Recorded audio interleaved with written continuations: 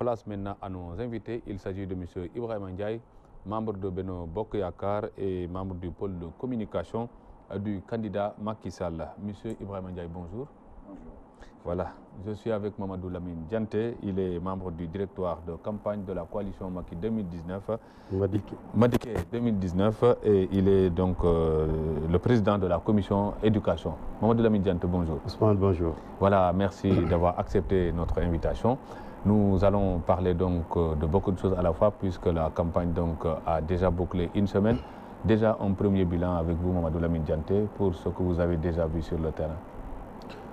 Oui, je crois que il faut d'abord s'incliner devant la mémoire des gendarmes qui ont péri dans un accident hier sur la route de Sédhiou, en quittant Kolda. Je précise que c'est des gendarmes qui sont de la sécurité du candidat Macky Sall. Nous nous inclinons pieusement devant leur mémoire et prions le Tout-Puissant de les accueillir en son paradis céleste. Amin. Nous souhaitons également un prompt rétablissement aux blessés, en priant le bon Dieu que le bilan ne s'alourdisse pas.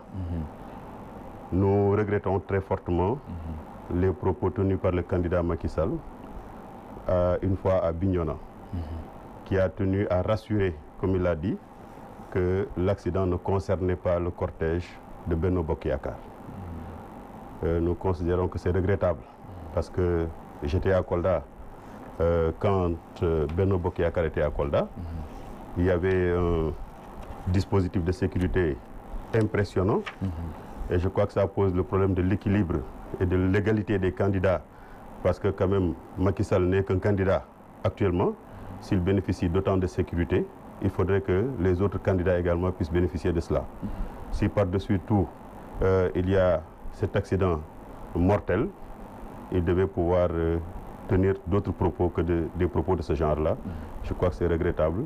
Nous présentons quand même nos condoléances à la famille des disparus et à la gendarmerie nationale. Mamadou Lamine Dianté. On revient tout de suite à vous, Ibrahima Ndiaye, parce que sur ce point également, on a toujours posé ce débat autour de l'équilibre des forces des candidats, mais toujours le candidat sortant a toujours une longueur d'avance par rapport à ses logistiques. Sur ce plan, est-ce que vous avez des propositions ou bien des précisions à faire? Merci Ousmane. Permettez-moi d'abord de m'incliner devant la mémoire de ces Sénégalais qui sont morts dans le cadre de leur service. Et prier également pour que le bon Dieu les accueille dans son paradis premier.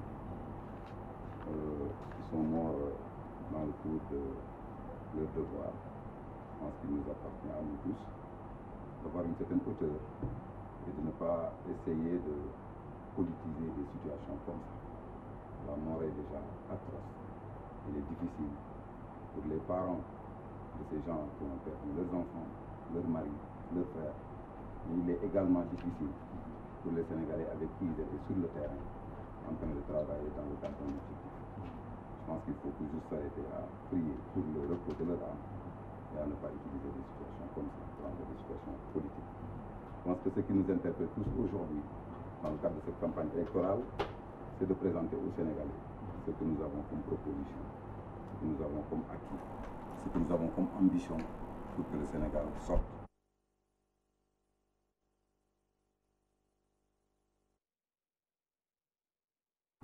a fait quand même des efforts énormes, extraordinaires, qui sont reconnus par la plupart des acteurs politiques, mais également des analystes objectifs.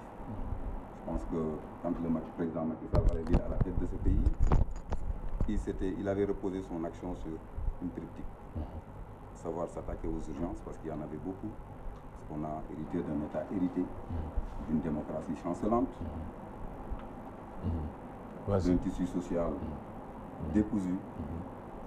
Le président Macky Sall s'est battu pour que la plupart de ces urgences qui frappaient les Sénégalais puissent être soulagées dans le cadre du niveau de vie, dans le cadre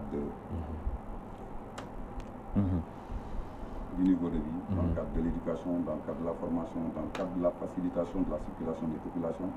En tous ces aspects, le président a pris des mesures fortes, énormes qu'il a mises en œuvre. D'accord. Il s'est également battu pour le combat contre les inégalités sociales. Parce que les inégalités sociales Je pense que du temps du régime précédent, les gens les voyaient à foison.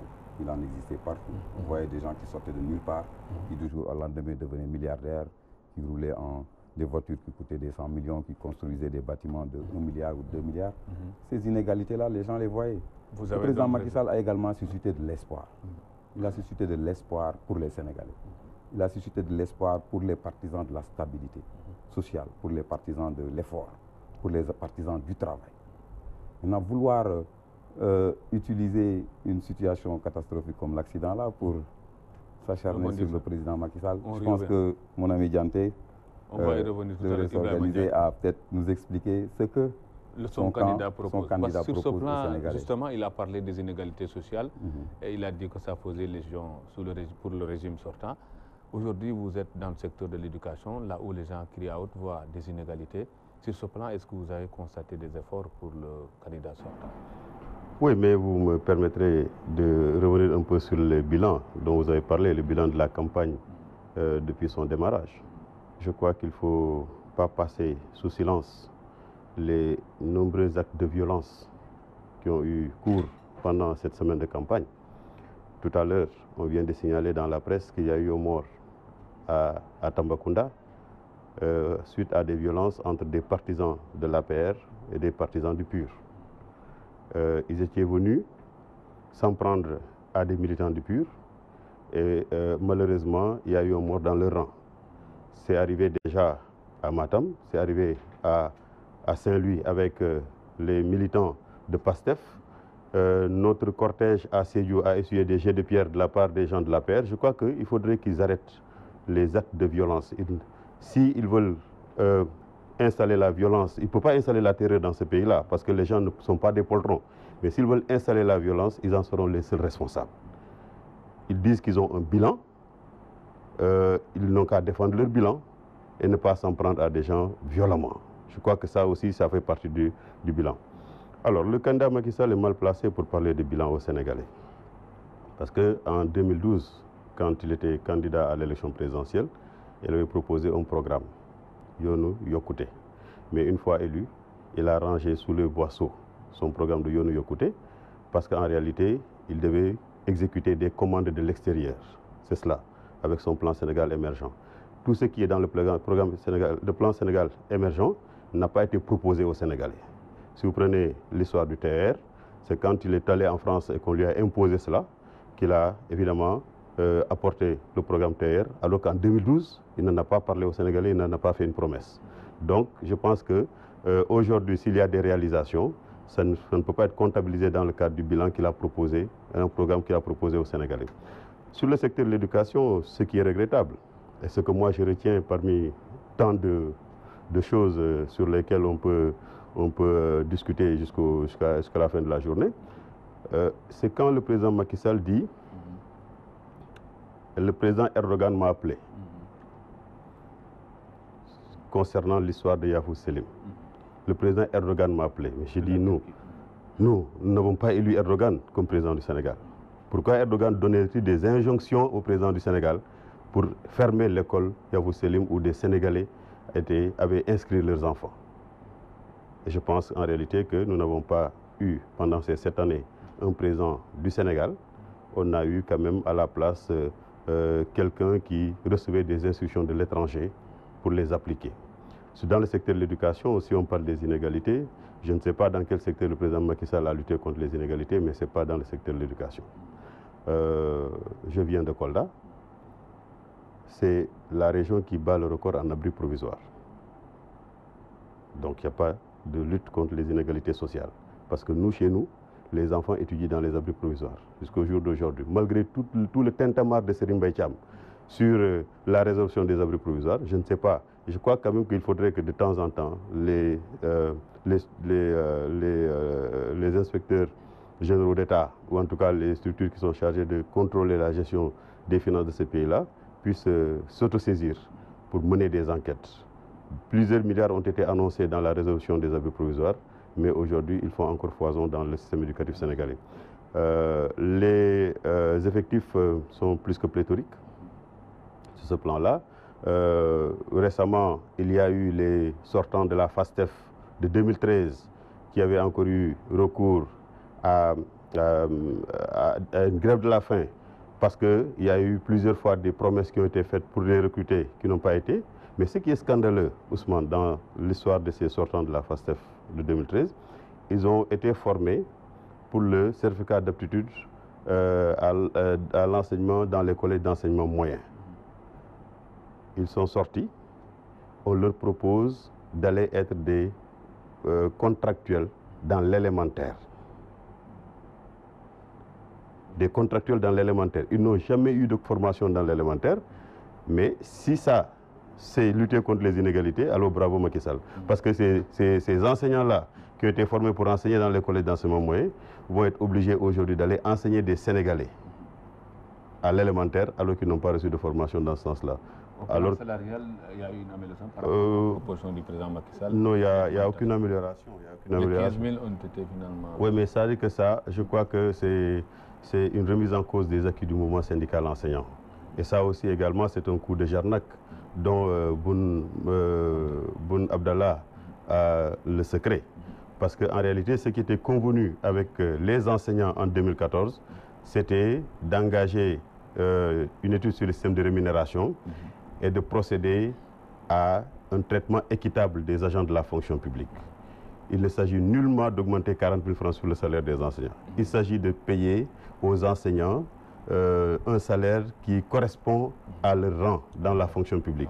Aujourd'hui, si par cette stratégie, on parvient aujourd'hui à étouffer l'aspiration des enseignants en leur proposant 40 000 francs, au même moment, nous avons des diplômes équivalents avec des médecins qui reçoivent 200 000 francs de plus sur le salaire d'indemnité, alors que nous, on nous donne 40 000 francs. Et je pense que en termes d'égalité sociale, nous ne voyons pas en quoi le président Macky Sall a lutté contre les inégalités sociales. Ibrahima Ndiaye, parce que sur ce plan, on voit que Benno Bokk Yakaar se glorifie quand même d'un bilan satisfaisant concernant l'éducation, mais Lamine Diante vient de souligner encore quand même des paramètres qui risquent encore de remettre en cause les acquis des enfants parce que les abris provisoires continuent, l'équité au niveau des salaires n'a pas été respectée. Sur ce plan, comment rassurer les Sénégalais encore? Merci Ousmane. Je crois que les Sénégalais comprennent que rien ne se fait en 2 jours. Tout le monde sait que le président Macky Sall, quand il est arrivé en 2012 à la tête du Sénégal, l'éducation se trouvait dans une situation très complexe. Je pense à l'époque même, il y a un des leaders saillants du mouvement syndical enseignant qui était membre du M23 avec nous, je pense Mamadou Mbodj, qui a remplacé ensuite Alioune Tine, qui était en phase avec nous dans le combat. Parce que le Sénégal n'a jamais connu un cycle politique aussi stable que le magistère de Macky Sall. En 2012, pendant la période préélectorale, je pense que le Sénégal a enregistré beaucoup de violence, beaucoup de morts, et même dans la campagne. Pour revenir un peu sur le bilan de la campagne avant de... Parce que lui, il s'inquiète de la violence qui s'invite déjà. Moi, personne ne constate cette violence. Aujourd'hui, ce que les gens constatent, c'est une équipe soudée, unie, forte, au nom de Benno Bokk Yakaar, engagée à travailler pour accorder un second mandat au président Macky Sall. Et je pense que les foules, les Sénégalais qui accueillent ce président-là, dans les coins les plus reculés du Sénégal, montrent forcément que les populations sénégalaises sont en phase avec la politique que le président Macky Sall a mise en œuvre de 2012 à aujourd'hui. En 2011, nous avons assisté à des agressions de jeunes du M23 qui étaient là à se battre pour pas que la démocratie recule. Parce que ce que les gens voulaient appliquer à l'époque, c'était quoi? Une carte bloquant. À partir de 25%, quelqu'un peut devenir président de la République. Je pense que c'est dans cette même logique-là que les gens de l'autre côté agitent le spectre de la violence. Ce n'est pas la majorité présidentielle qui parle de violence. Notre discours, notre engagement est clair. Le jour du lancement du directoire du président de la République, la coalition Benno Bokk Yakaar a fait une résolution appelant les Sénégalais, les acteurs de la société civile et les acteurs politiques à plus de calme, plus de sérénité, plus de lucidité. Parce que le Sénégal doit rester stable, quelles que soient les ambitions, quelles que soient les compétences, quelle que soit la volonté des uns et des autres de vouloir diriger le pays. Et je pense que cet appel-là, les Sénégalais l'ont entendu. Parce que malheureusement, l'opposition qui est en débandade, qui a perdu une partie de la face, aujourd'hui, essaie d'utiliser une personnalité que nous respectons tous pour incarner cette violence-là.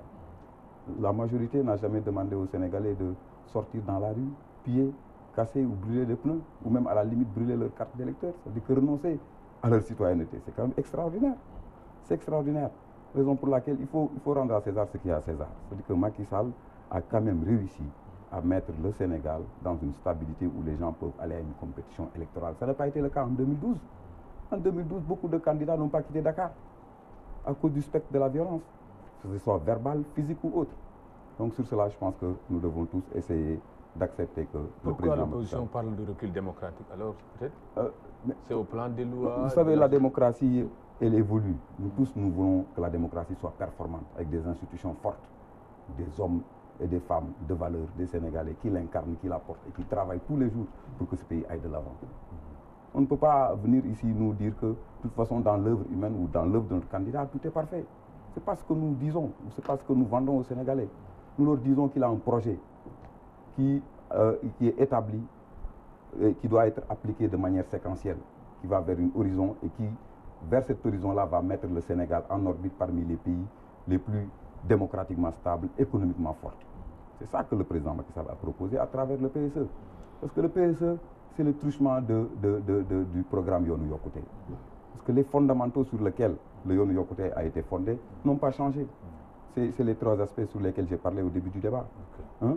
C'est de structurer l'économie, de développer la croissance, de combattre les inégalités, de développer de telle sorte que la sécurité, qu'elle soit sous-régionale ou sur le plan international, que le Sénégal puisse se positionner de telle sorte que notre diplomatie fonctionne. C'est ça. En ce qui concerne l'enseignement et l'éducation, je pense que on ne peut pas nier que le visage de l'enseignement sénégalais a changé. Et ça n'a pas changé de manière unilatérale, parce que je pense que le président Macky Sall, avec son gouvernement, a appelé à des discussions pour voir quelle trajectoire et quel avenir donner à notre éducation. Sur le plan aujourd'hui de la carte des infrastructures, je pense que M. Dianté peut convenir avec moi que ce qui était là en 2011 et ce qui est là en 2018, c'est quand même diamétralement opposé. Oui, il est de Kolda, peut-être il va nous... Mais en ce qui concerne l'éradication des abris provisoires, je pense qu'il y a une enveloppe de... Les gens ont commencé, il y a une enveloppe de 64 milliards qui est là pour résorber définitivement les abris provisoires. Personne ne souhaite qu'un Sénégalais, d'où est-ce qu'il vienne, tel qu'il soit, quels que soient ses moyens, fasse ses études ou sa scolarité dans des abris provisoires. Nous ne l'avons pas fait. Le président Macky Sall vient d'un milieu comme ça. Il a bien compris la situation des Sénégalais et il se bat pour que ces choses-là puissent être réglées, éradiquées, pour que les Sénégalais puissent étudier dans des conditions adéquates. Ibrahima Ndiaye, parce que Mamadou Lamine Dianté, il a parlé de spectre, mais aussi il y a d'autres noms qui peuvent se greffer à ce spectre. C'est la violence que vous avez soulignée. Certains parlent d'insécurité. L'enclavement aussi est un véritable problème dans certaines zones. Sur ce plan, est-ce que la carte qu'il vient de dresser pour les infrastructures, notamment pour la région de Kolda, vous convient? Non, du tout. Du tout, parce que j'ai entendu parler de PUDC. Je crois qu'ils ont oublié la région de Kolda et la région de Sédhiou sur le PUDC. À Kolda, le milieu physique se caractérise par un manque d'accès à l'eau potable. Il n'y a pas de piste rurale, encore moins des routes dans Kolda. Il n'y a pas d'électrification rurale à Kolda. Donc, si le PUDC a eu lieu quelque part, en tout cas, nous ne l'avons pas constaté à Kolda. Je crois que la question de la violence, il faut quand même qu'on revienne un peu. En 2012, c'est vrai que toute l'opposition réunie était convenue d'un plan d'action qu'il fallait dérouler pour empêcher à Abdoulaye Wade d'avoir un troisième mandat. Mais il y a quelqu'un qui a trahi l'opposition, qui est allé voir les Sénégalais pour se faire élire. Je crois que ça aussi, il faudra retenir ça. Et c'est Macky Sall qui l'a fait. Jamais la démocratie a été autant rudoyée que sous le magistère de Macky Sall. Jamais les acquis démocratiques n'ont été autant foulés aux pieds que sous le régime de Macky Sall. Je crois que ça, tous les Sénégalais en conviennent. On parle d'institutions fortes. Quelle est l'institution qui est forte ici à part la présidence de la République? Aucune institution n'est forte dans le pays. Et c'est pourquoi nous, dans le programme Jam ak Xéewal, et je crois que le candidat Madické Niang est le meilleur candidat. D'ailleurs, nous l'appelons le choix qui rassure. Parce que Madické, il est un homme d'expérience. Il a fait 10 années de gouvernement sous Wade. avec 6 ministères techniques et 2 ministères de souveraineté. En termes de CV, il bat tous les candidats qui sont en face de lui, à commencer par Macky Sall. C'est un homme de sagesse. Son parcours en tant qu'avocat émérite, son âge montre que véritablement c'est de cet homme que les Sénégalais ont besoin. Mais également c'est un homme de consensus. Je ne connais aucun Sénégalais qui ait des difficultés avec Maître Madické Niang. Son programme, il l'a intitulé Jàmm ak Xéewal. Jàmm, d'abord la paix, parce qu'il considère que aucun développement ne peut se faire en dehors d'une stabilité. Et cette stabilité-là, son socle premier, c'est la paix. Et dans son discours, dans son comportement, dans ses attitudes de tous les jours, il ne fait qu'incarner la paix. Je crois que c'est de cet homme-là que les Sénégalais ont besoin. Alors, il a mal quand il voit les Sénégalais dans certaines situations. Il considère aujourd'hui que le Sénégal doit être dans dans certaines conditions, j'allais même dire d'abondance, tellement que les possibilités et les potentialités sont là. Mais malheureusement, mal utilisées et mis au service de l'étranger. Et il considère aujourd'hui qu'il faudrait que d'abord qu'on ait un Sénégal pour les Sénégalais. Et après, les autres peuvent pouvoir bénéficier de ça. Et c'est pourquoi je crois que sur la question de l'éducation, cette affaire de résolution des abris provisoires est un gouffre à sous. Et je pèse très bien mes mots. C'est un gouffre à sous. Il y a des gens qui se sont enrichis sur le dos des abris provisoires. Il y a des profiteurs provisoires. Voilà, il y a des profiteurs provisoires, à commencer par le ministre de l'Éducation nationale de Macky Sall. On ne peut pas aujourd'hui, depuis 5 ans, il n'y a aucune extension de la carte scolaire. Sous Abdoulaye Wade, il y avait des collèges de proximité à foison. Il y avait des lycées de proximité à foison. Les écoles élémentaires étaient créées tous les ans. Et maintenant, c'est ça qui a fait que, avec l'extension de la carte scolaire, il fallait bien loger les élèves quelque part. Aujourd'hui, on bloque la carte scolaire. On bloque le recrutement des enseignants. Le recrutement des enseignants ne se fait que pour remplacer les départs à la retraite. On dit on va résorber les abris provisoires et les abris provisoires sont encore à foison dans le pays. Quel abri provisoire on a résorbé? D'autant qu'il n'y a pas d'école supplémentaire. Je crois qu'il faut arrêter. Il faut arrêter. L'école est malade, comme tous les autres secteurs de ce pays-là. La justice, n'en parlons pas. La santé est aux urgences. Mais qu'est-ce qui a marché ici? Les infrastructures qui sont là, il faut s'interroger sur leur opportunité et leur efficience. Les coûts sont exorbitants. Et ce sont des prêts que des générations et des générations de Sénégalais vont payer. Je crois qu'à ce niveau-là, il faut regarder. C'est pourquoi nous, notre candidat Maître Madické Niang a dit qu'une fois au pouvoir, il va falloir voir de très près tous les contrats qui ont été signés et aller dans le sens de renégocier certains contrats dans l'intérêt exclusif du Sénégal. Or, aujourd'hui, ce n'est pas Macky Sall qui défend les intérêts du Sénégal.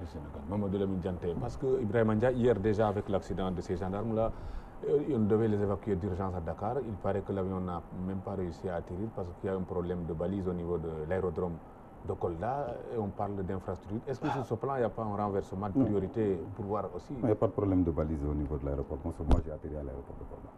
En plein jour quand même? Ouais, en plein jour. Parce qu'on a dit que dès 19h, ce n'est plus possible. Moi, j'ai atterri à l'aéroport de Kolda. C'était dans de très bonnes conditions. Je ne pense pas que... L'avion n'a pas atterri. Je ne sais pas, je suis pas... L'avion n'a pas pu atterrir. Moi, j'ai atterri à l'aéroport de Kolda. L'avion n'a pas pu... Moi, je suis de Kolda. J'ai atterri à l'aéroport de Kolda. Je suis de Kolda. Tranquillement, je n'ai pas eu de problème. Je pense même que c'était en 2012, non, 2013. J'ai atterri à l'aéroport de Kolda. Mais là, quand même, c'est une priorité. Non, mais bien sûr que c'est une priorité, mais il y a un programme, ils étaient allés chercher des blessés des aéroports du Sénégal. Ça, il y a un programme qui existe, qui est là. Un programme de rénovation des aéroports du Sénégal, ça existe. Maintenant, s'il dit qu'il y a un problème de balise qui fait que l'avion n'a pas pu atterrir, moi je ne suis pas au courant. Selon des informations... Donc, mais en ce qui concerne la carte électorale, en 2012, il y avait dans ce pays 46 871 salles de classe. Aujourd'hui, nous en sommes à 57 234. Le régime du président Macky Sall a construit 345 écoles. C'était pas Vous savez, les chiffres là. C'était pas ça en 2012, quand même. Les chiffres je dis qu'il y a une enveloppe qui a été engagée pour la réservation des abris provisoires. Il peut avoir son avis sur la question. Mais indexer du doigt quelqu'un comme ça pour dire que c'est lui qui profite de l'éradication des abris provisoires, je pense que c'est trop péremptoire. Il faut avoir des éléments. C'est la réalité. Il faut avoir des éléments qui permettent de justifier ces dires. Est-ce que ce n'est pas le moment d'accélérer la cadence comme c'est la réalité. Non, mais la cadence, mais vous vous rendez compte, en 7 ans, l'immensité de l'œuvre du président Macky Sall, en 7 ans. On était là en 2012. Avec quelqu'un qui était président de la République de 2000 en 2012. Il nous a laissé 32 km d'autoroute. Aujourd'hui, nous en sommes en 221. L'autoroute Ila Touba. La vision du président Macky Sall dépasse même les frontières du Sénégal parce qu'on est arrivé jusqu'à mettre en œuvre aujourd'hui le pont de Farafenni. C'est un casse-tête pour beaucoup de Sénégalais. Le pont de Farafenni. Il est de la Casamance peut-être. Le pont de Farafenni. Je suis allé plusieurs fois en Casamance, de par, comment on l'appelle, la traversée. Le bac. Mais le bac, mais quand même, tout le monde savait que c'était infernal. Mais ne serait-ce que pour ça. Voilà, les populations du Sud savent qu'aujourd'hui que le président de la République travaille à désenclaver le Sud et à les soulager. Ça, c'est une vérité. Maintenant, moi, je ne suis pas là pour parler réellement des personnes, mais des actions que les gens mettent en œuvre pour que le Sénégal aille de l'avant. Votre bilan, donc, moi, le président Madi Kenya, je pense qu'il est entendu une fois dire que s'il est président demain, donc des tiboules sénégalais, quoi. Donc moi, je ne sais pas par quel mécanisme il va passer pour faire cela. Peut-être si les gens se battent pour la bonne gouvernance, pour la transparence, pour la démocratie, pour des institutions fortes, comment on peut confier un pays à quelqu'un qui va parce qu'il a peut-être... Oui, non, c'est-à-dire que c'est en réaction à celui qui dit Damolé Chompal. Il dit Chomp, du Fadjara. C'est-à-dire que ce n'est pas par le Chomp qu'on va régler le problème des Sénégalais au vu de l'immensité des besoins. Il ne s'agit pas aujourd'hui de faire un semblant de financement des femmes qui n'ont pas de formation. Il faut aujourd'hui d'abord procéder par la formation des jeunes avant de leur donner un emploi. C'est pourquoi il dit qu'il faut que chaque Sénégalais ait un métier. Les femmes qui s'activent dans les activités génératrices de revenus, il faut renforcer leurs capacités et leur donner des moyens conséquents pour pouvoir mener à bien leurs activités. C'est ça. Il ne s'agit pas de dilapider l'argent. Madické n'est pas de ce genre-là. Ceux qui dilapident l'argent, on les connaît. Ce sont ceux-là qui sont au pouvoir aujourd'hui. Je crois que sur la question du pont de Farafenni, c'est de la poudre aux yeux. J'ai traversé la Gambie hier soir. Vous savez, la question du pont de Farafenni, les Sénégalais doivent se rappeler. Ce n'est pas sorti de terre ou du fleuve en un clin d'œil. Mais c'est M. Madické qui a commencé à négocier la question du pont de Farafenni en 2009 en tant que ministre des Affaires étrangères. C'est lui qui a démarché la BAD pour accorder un financement à la Gambie. Ce n'est pas le Sénégal qui a construit un pont sur le fleuve Gambie. C'est la Gambie qui a construit un pont pour l'intérêt des Sénégalais qui traversent la Gambie. Donc, avec Yaya Jammeh, tout le monde connaît sa versatilité. Aujourd'hui, il est d'accord. Demain matin, il s'est réveillé et dit « je ne suis plus d'accord ». Nous qui traversions tous les jours le bac, nous avons souffert de ça. Nous voyons toujours qu'il y avait les travaux qui ont commencé, mais qui n'avançaient pas parce qu'il y a Jammeh et faisait toujours des caprices. Aujourd'hui, c'est heureux qu'avec l'arrivée d'Adama Barrow, qui doit beaucoup aux Sénégalais pour leur implication dans le départ de l'autre, de Yaya Jammeh, qu'il accepte d'être dans des conditions qui ne soient pas les mêmes que Yaya Jammeh pour qu'on puisse avoir cela. Mais ce que je dois dire, il ne s'agit pas d'ériger un pont ou de permettre aux Sénégalais de passer par un pont, alors qu'aujourd'hui, les raquettes sont plus présentes que par le passé. Partout où vous allez, ne serait-ce que pour mettre un cachet, vous payez 1000 francs. En dehors des 2500 que vous payez sur le pont, mais vous laissez presque 8000 francs à Gambie. Donc, ça, les autorités sénégalaises doivent voir de près avec les autorités gambiennes comment soulager les populations qui traversent la Gambie. Mais partout, on te dit tampon 1000 francs. Donc il y a le pont, mais il y a toujours les tracasseries. Il y a toujours les tracasseries. Et à 19h, le pont ferme. Le pont ferme encore. À 19h, le pont ferme. Et vous revenez à l'enfer du... Voilà, vous prenez le ferry, voilà, vous perdez beaucoup de temps à ce niveau-là. Je crois qu'il ne s'agit pas simplement de dire que le pont a été érigé pour... L'enfer, c'était avant le pont. C'était avant le pont, parce que pour la réalisation de ce pont-là... Oui, ça veut dire que la traversée est facilitée. Il faut en féliciter la traversée est facilitée. Le leadership et la diplomatie du président Macky Sall. Si là-bas vous perdiez du temps, aujourd'hui vous devez perdre beaucoup d'argent aussi. dit. Ah oui. Non, il faut voir là. Vous savez, certains ont l'habitude de vouloir trouver la petite bête.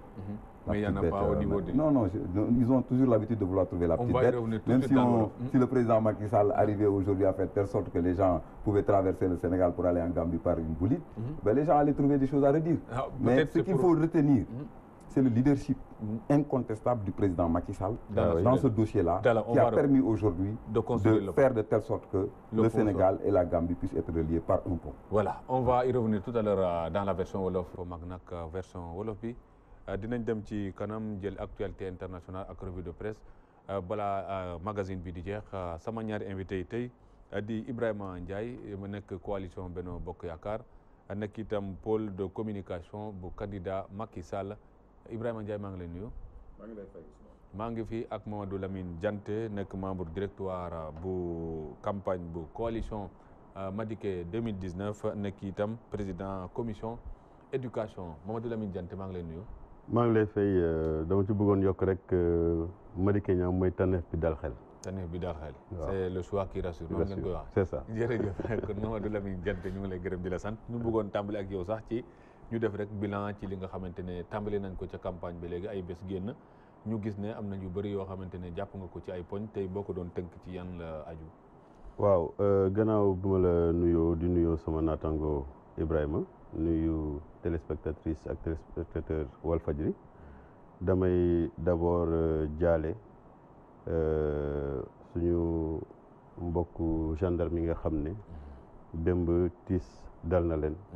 ñu def benn accident ba ñeent ñàkk ci seen bakkan mu nekk tiis ci biir Sénégal di jaale gendarmerie nationale di jaale seeni mbokk di ñaan yàlla xare leen àjjana di ñaan également ñi ci jël ay gaañu yàlla saafaral leen ñu dellu ci seen njaboot ñaan bilan bi bañ a weesu fii mais aussi di ñaawlu bu baax a baax kaddu yi nga xam ne candidat Macky Sall yëkkati na ko bi mu demee Bignona di wax ci accident bi dafa ne simplement day dalal xelu nit ñi ne accident bi concerné wul moom cortège yu Benno Bokk Yaakaar ñu yaakaar ne même bu dee loolu moo am kilifa bu day ni moom waruloon yëkkati kaddu yu mel noonu parce que njabootam lañu ci njabootam lañu bokk te aussi mënul fexe ba Sénégalais yi bañ a xam ne ñooñu ci cortège am la ñu bokk parce que man fekkante nañu Kolda du moins fekk nañ ma Kolda gis naa kaaraange bu jéggi dayoo boo xam ne mu ngi gunge candidat Macky Sall te beneen candidat amu ko te yoon dafa ne nañu yemale candidat yi te Macky Sall du président de la République Macky Sall dafay ñaan baatu réew mi donc candidat la ni Madické Niang candidat la ni Ousmane Sonko candidat la ni Cheikh El Hadji Issa Sall candidat la ni Idrissa Seck donc bu amee kaaraange bu toll noonu il faudrait que ñooñu également am kaaraange boobu donc mais bu loolu yëpp amee mu bëgg a dalal xel nit ñi ne loolu concerné wul cortège bu Benno Bokk Yaakaar ñu yaakaar ne donc loolu dañ ko waree ñaawlu ba fu ñaawlu yem bu ci des mooy ci bilan bi gis nañ ne violence bëri na ci te violence bi fenn rek la jógee mooy camp Macky Sall parce que déjà amoon nañu ay jàppante ak militant wu Ousmane Sonko yi Ndar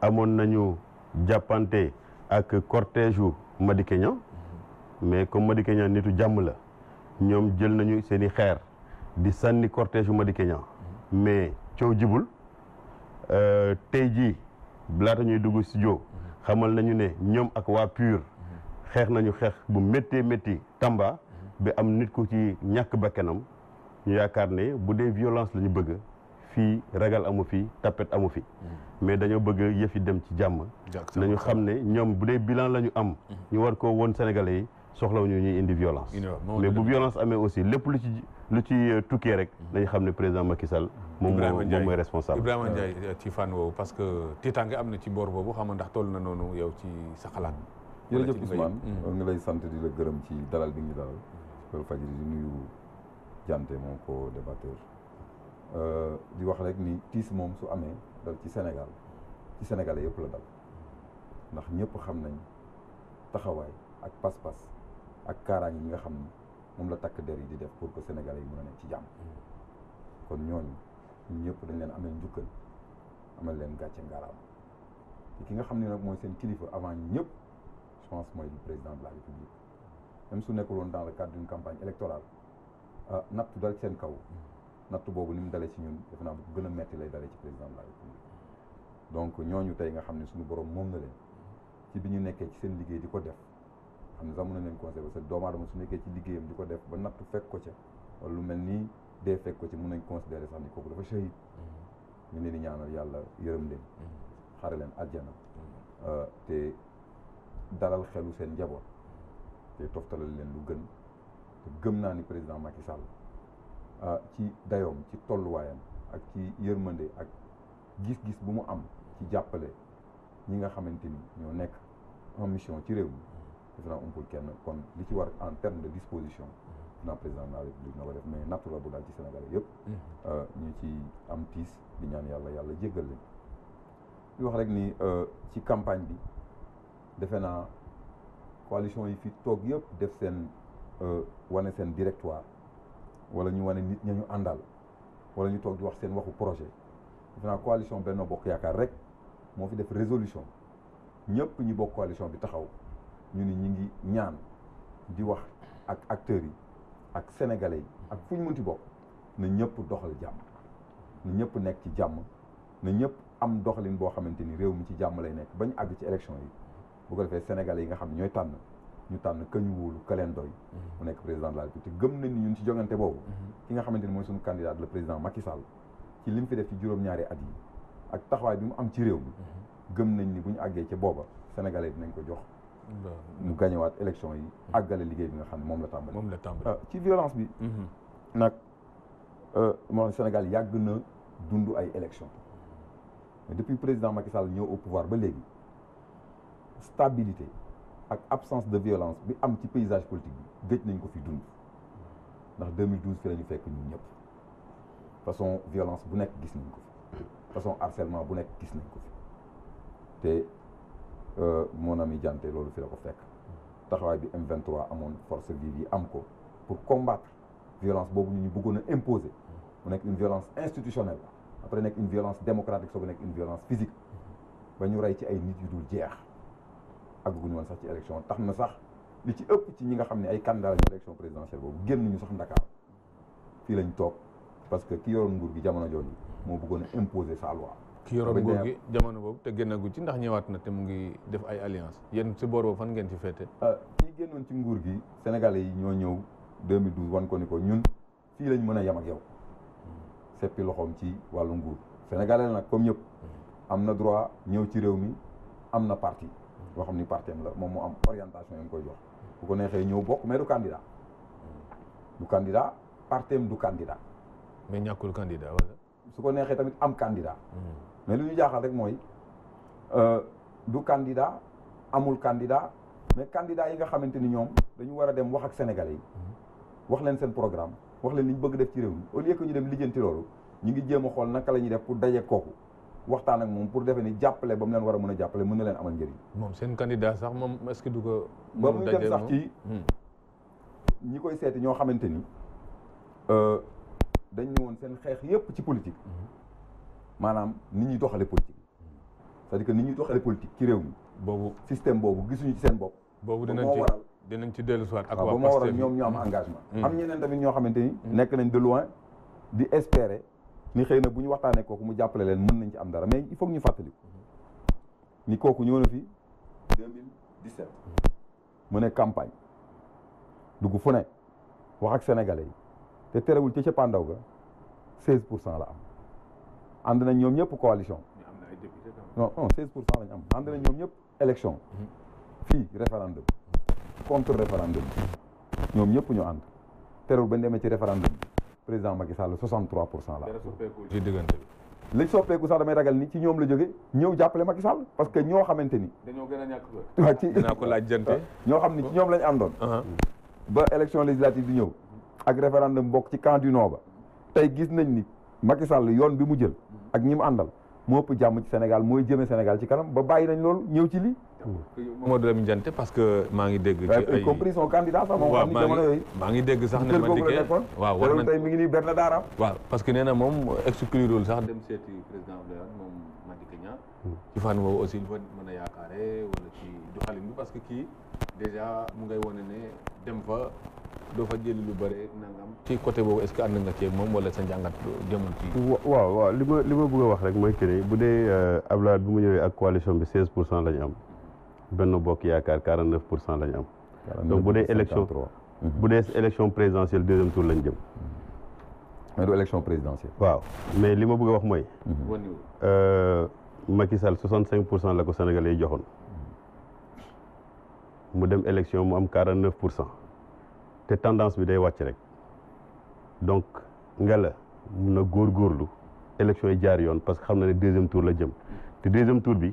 mook Madické Niang ñooy dem deuxième tour te après Madické Niang da koy daan loolu werante amu ci xam nga li ma bëgg a wax mooy que mbiru violence naa ñëw ci sa question bi ci alliance ak Abdoulaye Wade Macky Sall dafa mës a symboliser violence Sénégal ñoo ngi fàttali te maa ngi xam naa chauffeur yaa ngi may dégg bu mu nekkee ministre de l'intérieur moo fi ne tolérance zéro loolu nitu fitna mooy waxee noonu tolérance zéro Macky Sall moo fi dàqalu benn inspecteur des impôts et domaines ci maate yi Macky Sall moo fi newoon day dàq 15000 enseignants Macky Sall moo fi indi loi sur le parrainage jàpp Dakar def ko en état de siège jaay doole sénégalais yi Macky Sall mu xamul lenn lu dul violence li muy wax wóoroo na ak li muy jëf bu defee appel à la sérénité te ay nitam fépp ci Sénégal fu nit jóg ne da ngay def campagne ñu jël ay xeer di la ko sànni di jamanteeg yow paaka donc Macky Sall mooy nitu violence violence institutionnelle violence parlementaire moo njëkk am violence judiciaire am léegi nag sénégalais yi ne ñun dañ koy xaar ci urne yi lu ñu génn ci mbedd mi di taal dëkk bi urne yi la ñuy dem daan ko léegi nag yàlla comme atte na moo ngi ni ñi ko topp rek ñooy dee te violence amul bu ci des jógee na Kolda ak lépp lu mu waxoon Kolda bi suñu mbokk gendarme yi amee ay gaañu-gaañu ñu jëlee leen Sédhiou parce que xam nañu Sédhiou amul sax aéroport boo xam ne mën nañ fa déparé ñoo leen leen yóbbu Kolda ndax ñu évacuer leen Dakar bi ñu demee Kolda avion bi ñëw wër na ñaari yoon mënul wàcc ci Kolda aéroport Kolda parce que amul balisage ak wajure yi yëpp Kolda boo fa demee dëkk kaw yi amuñu ndox amuñu courant amuñu sax fu ñuy jaar ba léegi yoonu sareet yi la nit ñi di jaar. désenclavement ba infrastructure. alors donc bi ci des mooy Abdoulaye Wade ñëw na Sénégal Abdoulaye Wade Sénégalais yëpp xam nañ seen digganteem ak Madické Niang te Madické Niang fépp mu dem nee na Abdoulaye Wade mooy royukaayam ci wàllu politique xaritoom ak Abdoulaye Wade wax na ko fu nekk soxlawu sax mu koy wax jege bu mu jege Abdoulaye Wade ñëpp xam nañ ko won na ko ne moom du ko mës a trahir fidélité am en amitié et en compagnonnage fësal na ko fépp fu mu dem je crois que am na benn plateau boo xam ne invité ngeen ko fi mu fësal ko léegi nag bu ci des na ci Abdoulaye Wade mais Abdoulaye Wade mun na ko jàppale mu nekk président de la République mais nguur nag yàllaa koy joxe te ñun dañoo gëm yàlla ba tax na Abdoulaye Wade homme politique la secrétaire général de parti la donc am na droit ñëw Sénégal bokk ci campagne électorale bi bu waxtu bi jotee mu ne Madické Niang lay jàppale ñun dañ ciy kontaan mais tey jii gis nañ ne ci landerneau bi ci 5 candidats yi fi nekk li mun a dugg ci xelu sénégalais yi ci soutien bu Abdoulaye Wade di def mooy mu soutenir Madické Niang te ñoo ngi ñaan également parce que Madické Niang won na ko ne tey jii toroxal bi ko Macky Sall di toroxal loolu Abdoulaye Wade mérité wu ko moom dafa bëgg di élever Abdoulaye Wade au rang de Nelson Mandela au Sénégal donc je crois que loolu rek war na mën a tax mu mën a soutenir Madické Niang. waaw au-delà de alliance yeeg débat boobu côté infrastructure ak côté réalisation Benno Bokk Yaakaar ne nañu bilan Macky Sall war na koo fal au premier tour ci fan woowu yan firnde nga ci mën a jox jante bi dalal xelam. waaw xam nga loolu moom ñoom sax ñi nga xamante ni tey dañu nekk ci kujje gi di ñaan ñi wala ñuy waxal naka su dul noonu président Macky Sall domaine boobu sax doo leen gis ñu sori ci. wax na kaw Kolda bi léegi. nga doo leen gis ñu sori ci parce que président bi au delà de son programme général bu PSE dafa am ay plans yoo xam ne da ko teg mu nekk ay plans d'urgence nekk PUMA ak PUDC nga xamante ni pour gox yi ak goxaat yooyu nekk ci àll bi la. te Kolda bokk ci. pour ñu mën leen Kolda mënu ci bañ a bokk. Kolda bokk ci nee na forage ak piste yeeg yooyu. forage yeeg piste dara amu fa. Kolda Sédhiou Ziguinchor yaa ngi dégg ak dëkk yi nga xamante ni nguur yi fi jàll yëpp te ci wàll boobu dañ leen a fàtte woon ñëpp xam nañ ni président Macky Sall doté na leen ay infrastructure moo xam bu dee ay château d'eau la def na ko moo xam bu dee ay piste la tey mën nañu wax 5000 kilomètres de piste hydraulique yoo xamante ni ci dëkk yooyu la nekk bu dee nit ñi nga xam ne sax dañu nekkoon ci ay jafe-jafe ci wàllu dëkkuwaay mbënd mi di leen sonal def nañ fi ay 2800 logements yoo xamante ni président Macky Sall jox nañ ko de manière transparente ñu jox ko ñoo xamante ni ci ay coono lañ nekk ak ay jafe-jafe bu fekkee ci wàllu infrastructure la sànq wax naa ko pont Farafeñe bi wax naa ko yaa ngi dégg wax naa Ila Touba. est-ce que loolu faj na inégalité sociale yi ñu fi wax. non inégalité xam nga lu am solo mooy li nga xamante ni moom mooy sous-tendre son action lan mooy priorité président Macky Sall priorité mooy combattre les inégalités sociales. comme combattre les inégalités sociales la nag da ngay jàpp ni ñooñu seen problème mooy ndox lumière maanaam électricité. yaa ngi dégg ak désenclavement ay pistes yoo xamante ni bu ñu bayee ba noppi mën nañ ci jàllale la ñuy bay indi ko ci marché wala ñu indi ko fu ñu koy transformer mu jëriñ leen loolu mooy seen priorité te loolu président Macky Sall daf ci waslu àq ba ci des moo di defar ay infrastructures scolaires yoo xamante ni ndaw ñi dañu mën a jàngi mu nekk tamit am taxawaay bu mu am ci xeex abri provisoire yi université ñëpp xam nañ ni tey am na université yu fi nekk yoo xam ne ñu ko defar bu Amadou Mahtar Mbow mi ngi fi Cheikh Ibrahima Niass bi ñoo defar Kaolack mi ngi fi ay ENO président Macky Sall mu ngi ko def pour formation professionnelle ndaw ñi donc loolu yëpp vision bu structurée la. côté institution yi. parce que moom jante foofu la am na. waaw côté affaiblir nañ leen ci côté justice ak. non côté institution yi li ma ko wax ni ko institution yi les institutions du Sénégal ils n'ont jamais été aussi éprouvés qu'en 2012. li institution yi subir. avant Macky Sall di egsi au pouvoir institutions yi mosuñu ko subir. tey rek par exemple bu ñuy def audit fonction publique gis nañ fi ay 12000 personnes yoo xamante ne nekkoon nañ ci fichier bi di fayeeku te mosuñoo xëy. loolu du génne leen. loolu du institution. yaa ngi dégg. loolu du institution. nga may wax rek c'est gouvernance la ñuy wax ak institution. parce que mënoo wax institution te waxoo gouvernance yaa ngi dégg boo ñëwee ci wàllu institution yi mais assemblée nationale tey y a un débat boo xamante dañ ko fa teg les gens parlent de toutes les questions am na ñoo xamante ni tey sax fa lañ jaare tey nekk député ba nekk candidat voilà loolu gëj na am ci réew mi waxante dëgg kañ nga fi mos a dégg député defe naa jamono Ibrahima Thiam la nekk candidat à l'élection présidentielle xam nga nga ñëw tey ci wàllu nu ñu koy waxee décentralisation mais communalisation intégrale baa ngi fi bépp projet yi président de la République yëkkati à l'intérieur du pays daf koy def en collaboration ak coopération avec les collectivités territoriales. Mamadou Lamine Diante ci côté assemblée boobu muy wax sax bilan ak institution. waaw parce que yéen gouvernance beeg kii bi mos na leen jaaxal da nga xam ne Madické nee na bu ñëwee sax am na doxal ñu bees yoo xam da koy indi.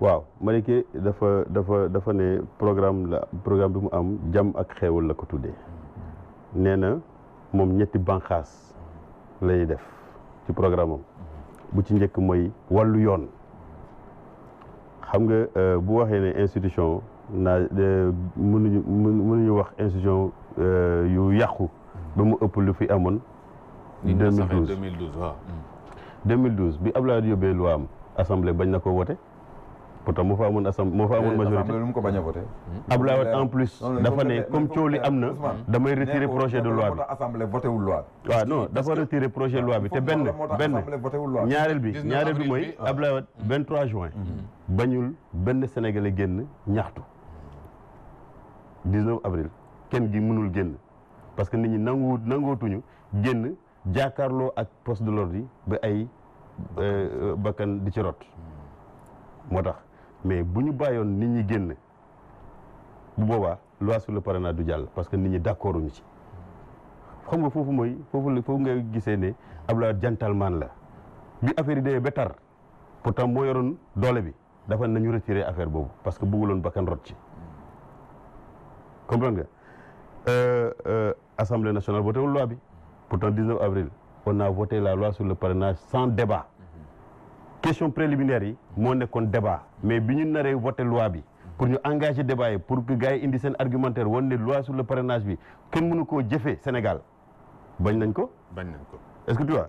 donc tey boo ne justice am na yoo xam ne bu ñu amee seen problème sax ragal nañ dem justice parce que yaakaar nañ ne duñ fa jëlee dara. waaw bët yi ñuy xoolee justice bi. beneen bi donc c'est-à-dire que affaire institution moom. je crois que Macky Sall dafa reculer loo Sénégal avant indépendance. bu ci des bilan. rapidement wax nañ ñu wax sénégalais yi lan la Macky Sall musa yëkkati mu antu lépp loo xam ne ay infrastructure la ay nit yoo xam ne ñoom ñoo yore seen koppar ñoo dugal ko foofu yeggale ko pour mën cee jëriñu parce que boo ne Ila Touba ñi fa nekk ñu fay jaar dañuy fay ki ko defar boo ne autoroute à péage xam nga fondation moo gën a métti que nga yëkkati mur donc bu dee ay infrastructure réseau routier la ñuy wax fondation bi Abdoulaye moo ko fi def boo xoolee fii Patte d'Oie li fa nekkoon ay sayaan la woon nit ñi dañ ne woon ndax Abdoulaye dafa dof fan la fi nan la fi mën a defar ay tali pourtant defar na ko bu ci des mooy Macky Sall ne woon na fii dafay jëlee xale yi nekk ci mbedd mi te la wàllu gën a aay loolu programme am la woon ndax antu na emploi des jeunes yéen ñëpp a ngi fàttali xale yi taxawoon ci buntu fonction publique ne dañuy wut liggéey après fan la mujje donc Macky Sall mosu fay yëkkati dara mu antu li mu defar ay infrastructure ay nit ñoo ci jëlee def seen koppar après di ko jëriñoo ñaari baat Ndiaye waxtu bi dem mais Macky Sall terewul kenn koo xamante ni jàpp nga ni sa taxawaay mooy combattre mbir boo xam ne jàpp nga ni jubul nga génn 23 juin c'est pas parce que Abdoulaye dafa autoriser nit ñi ñoo am seen pas-pas ak seen fit génn dem affronter pour mu retirer la loi opposition bi nag seen problème mooy depuis 2012 ba léegi dañu engagé wul benn démarche wala benn dynamique boo xamante ni sénégalais yi jàpp nañ ni loolu seen njëriñ moom ji wala dañ leen di xeexal benn option rek mooy option opposition bi kii na fi jóg man ma toog fi kii ma fi jóg man ma toog fi nag taxul nit ñi voté la da ngay ñëw nga proposer sénégalais yi loo xam ni wóor na lii ëllëg mën naa régler seen i problème mën na régler seen i soxla ba ci des mooy état continuité la 24 février daal dafa am benn bilan boo xamante ni liggéey na ko nit ñi gis nañ ci seen bët teg nañ seen bët Ibrahima Ndiaye jàpp nañ ni bu la 24 février incha allah 24 février dina leer lu may ñaan rek 24 février mooy Ali Baba bañ a sàcc ci élection yi jërëjëf maa ngi lay gërëm di la sant gërëm di sant ñi daan teewlu